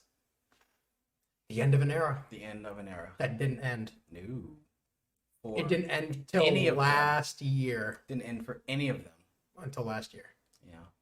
Even Sean came back, but we don't talk about That's what I that. said. But that's not canon, so it's We fine. don't talk about that. Yeah, that's filler. Yeah. the filler. Yeah. Yeah, so they're talking about those matches and, really got Taker feeling good. He thought his career was over after WrestleMania 28, and honestly, it should have been. Very much so. You mean to tell... Look, though, 20-0, Hell in a Cell, against Triple H, with Shawn Michaels as the special King of referee, Hell in a Cell match is Triple H. versus the guy...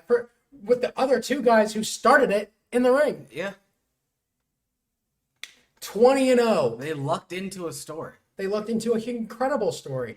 Yeah. And of course, Vince wanted them back. Yeah. We need you for this punk guy. Yeah. Whatever. Yeah. Then he says he's done at 28. Then he thought he was really done at 33. He didn't actually retire till 36. So then Steve brings up the streak, because how do you not? Starts asking about his loss to Brock Lesnar at WrestleMania 30. And of course, Mark explains that somewhere in the first minute of the match, he gets a concussion. So he has absolutely no memory of any of WrestleMania 30. The entire night, all the way up until when he wakes up in the hospital the next morning, has no memory of it. Fucked. He doesn't blame Brock. He blames himself because he could tell that he physically wasn't ready for the match, no matter how much he trained. He said he felt good, felt great. Just wasn't time to go to work. No, it wasn't. And said his memories of that night pretty much end around 3 p.m. before the show, pick up around 5 a.m. the next morning. And Damn. I mean, he said he watched back the match at least 15, 30 times. Wow. He's watched the match a lot of times. And he said it really shook his confidence as a wrestler, as a performer. And Steve brings up a match between the two of them where Steve felt like he didn't give Undertaker the match he should have given him. I feel like I probably would not personally have watched that match. Or if I were in his shoes. Just because Undertaker had his worst. Yeah, if I got my bell rung so badly, and by all intents and purposes, the match should have been stopped. We understand the circumstances. But he mentioned that even Brock didn't know they had a concussion during that match. Yeah, Didn't know. By all intents and purposes, the match should have been stopped. But I don't think I'd be able to watch myself Stumble around for in 10 autopilot minutes. like that. 10 minutes? That was like a 25 minute match. True. He got the concussion 5 minutes in. Really early on, yeah. So, Yeah, he even said he couldn't pinpoint the moment it happened either. He has no clue when it happened. So I don't think I could watch that match back, personally.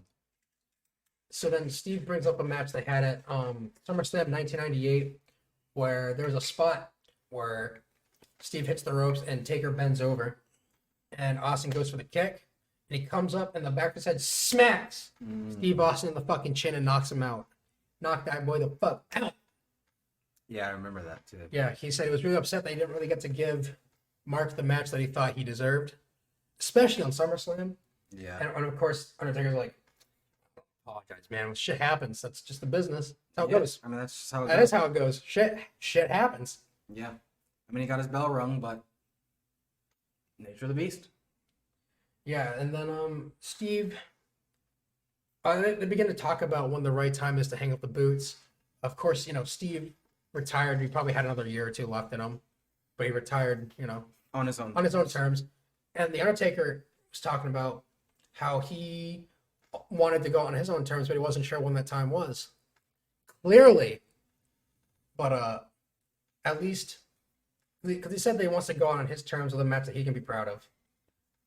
And that's when they talk about Steve starts to speculate that if they had both known back in the day about proper nutrition and personal care, they probably could have gotten a lot more years out of their time than they did. Which it's pure speculation, but I'm sure there's something to that. And then they talk about the Goldberg match. Talk about that. They talk about took a shitty bump.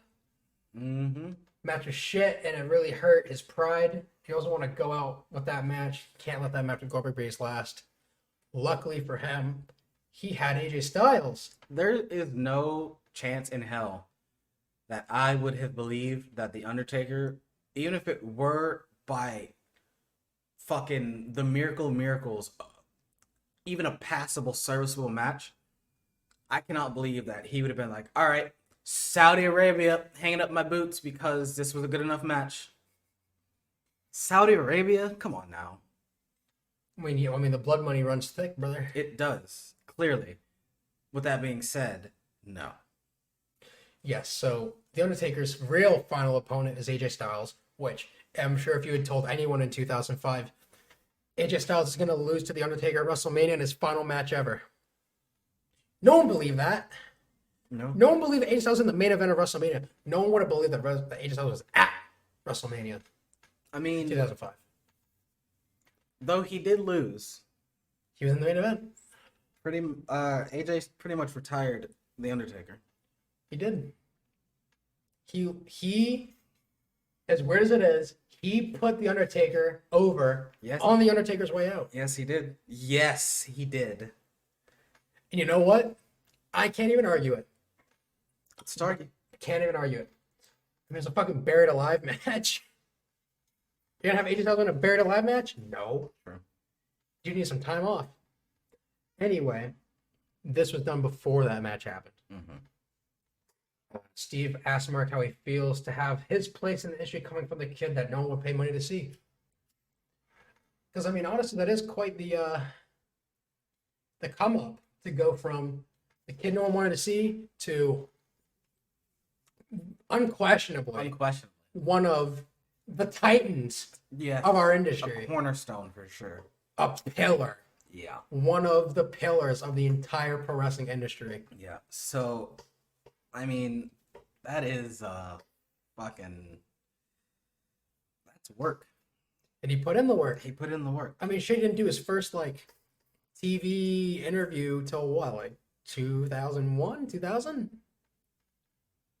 It'd have been earlier than that.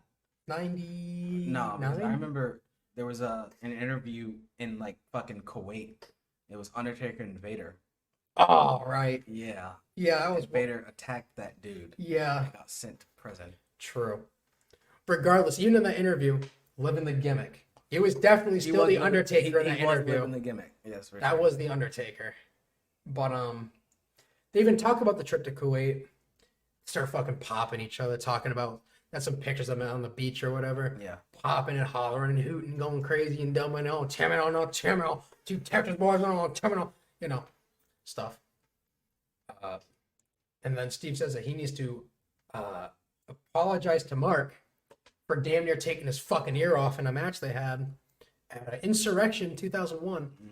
Steve was wearing 2 golden knee braces, looking sick as fuck. Yeah. And they do a spot where you got Taker hung up on the ropes, ready for a 619 or some shit. And Steve comes through and does he bounces his leg off the back of him, but he just completely fucking falls over him and just grinds his knee brace across his ear. Nearly rips it off. That's rough. That fucking sucks. Yeah, and then I cannot imagine. Mark was like, shit happens, man. It's all good. Who you should apologize to is Kurt Angle. And that's when they start talking about the plane ride from hell. Yeah. What do you know of the plane ride from hell? What do you know about that? What do I know about the plane ride from hell? What do you know about that? I mean, I know there was Kurt Hennig encouraging everybody to gargle Jack Daniels. Bradshaw was there. Bob Holly was there. Austin, Undertaker, Lesnar, of course. I mean, everyone knows the most infamous story. But aside from that, I heard everyone genuinely had a pretty good time before. Yeah, they had a great time. Yeah, they were having a really good time before, for whatever reason. Oh, hell broke loose? Kurt Hennig decided he could take on Brock Lesnar. Yeah, that's not even the only thing that happened. I mean, also, and this is what The Undertaker talked about. Vince McMahon was trying to shoot wrestle with Kurt Angle. He saw Kurt Hennig have big dick and said, I have bigger dick. Of course. I'm going to wrestle a fucking Olympian. Yeah. Why wrestle a collegiate champion when I can wrestle an Olympian? Yep. Yeah. At some point, the fucking Scufflin wakes up Taker and he looks at them. He's like, huh? Fucking just puts a fucking rear naked choke on Kurt immediately because he sees him on top of Vince. He thinks he's attacking him. He has no clue what's going on. Yeah. He's like, "Mark, you're choking me, brother. You're choking me." And the boys wise up. It's like, "Bro, they're just playing, bro. They're just playing. Yeah. It's a prank, bro. It's a social experiment." You're being ribbed, brother. Yeah, you're being ripped, brother. Nearly fucking killed Kurt Angle. Fucking. Like the loyal mark he is. Yeah. And then they move on to the last little bit of the podcast before they go home. They talk about different times when dudes have tried to pop the Undertaker in the ring in front of people. Steve talks about this time he did manage to crack the Undertaker when they were in Kuwait. They were working a battle royal at a 40,000 seat stadium. You know how many people were in that building? 800. 800 people were in that 40,000 seater. Lovely. They're working a battle royal. Eventually, there's a point where all the dudes get into a fucking daisy chain of headlocks. This is a real PWG shit here. Oh, yeah. Well, they're only in front of 800 people, so they don't give a shit. So, Steve says, he's talking about, everyone in the ring starts just fucking locking in the headlocks, one after another. It goes all the way around the ring. Everyone in the match is fucking in a headlock now. At this point, Steve and Taker are facing each other in this chain. So at one point during all this, Undertaker like flips his hair up to get out of his face. And for whatever reason, this shit cracks Steve up. He is going right in his face. And fucking Taker's starting to crack a little bit. He's starting to break. And he thinks to himself, there's only 800 people here. Fuck it. And he starts laughing. He starts cracking up with Steve. He's dying. All because Steve's dying because he did something as fucking trivial as flipping his hair up out of his face. True. So fucking good. They then talk about another ridiculous spot in a match at some show where they got the test of strength. Yeah. Two dudes will do the knuckle lock. But instead of that, they got an 8-man knuckle lock with Undertaker at the helm of it. That's so sick. So fucking Taker and Steve are in a knuckle lock. And then someone comes, it's an 8-man match or some shit. It's like an 8-man tag. And then someone comes into the ring and fucking, gets involved in the knuckle lock, gets himself in it. And then everyone just rushes in and gets in. So you got Taker at the helm of 8 people and a giant test of strength. And so he turns their arms down, and Steve on the direct opposite side is the first person to fucking go down and sell for it. And everyone starts going down after they see him do it. They're like, oh shit, we should sell that. Yeah, maybe. Steve was he's got 3 people in between him on both sides. Jeez. And he's the first person to go down to his knees. That's a spot I would actually love to be a part of. That sounds hilarious. Yeah, that shit. Yeah, that got Mark pretty good. Yeah, I bet. Shit. They talk a bit more about some times, like, of course, the infamous JBL. You should take a vacation. Maybe get some dogs, get your RV, go down to wherever the fuck, and take yourself out. Like, yeah, if you look real close here, you can see me. I'm biting the shit out of my lip here. I'm biting my lip. Yeah, I believe it. Yeah, they talk about a whole bunch of other times dudes are trying to corpse him. And then, of course, all throughout this, they're pouring shots at Jack as they talk. Of course. They pour out one more for the boys for the road. Cheers. Back. I've been Stone Cold Steve Austin. This is the Broke Skull section here with The Undertaker. That's the bottom line. 'Cause Shark Boy said so. Oh, shell, yeah. That's the fishing line. Yes, sir.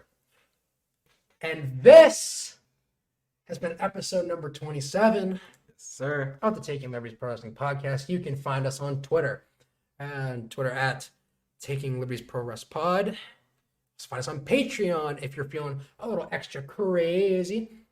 There were $1 or $2 or $10 our way. That's patreon.com/TL Pro Wrestling Pod. Also have the Discord.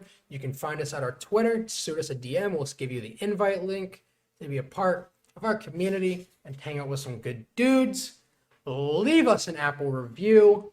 5 stars. Say something mean, something funny, something nice. Say anything, please. Anything. Give us a rating. We'll read it here on the pod. You can find us on iTunes, Google Podcasts, Stitcher, Podbean, Breaker, fucking Owl, yeah, all of Blueberry, Bullhorn, yeah.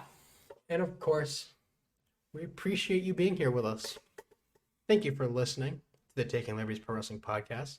We've been your hosts, and that's the episode. See you later. Bye-bye.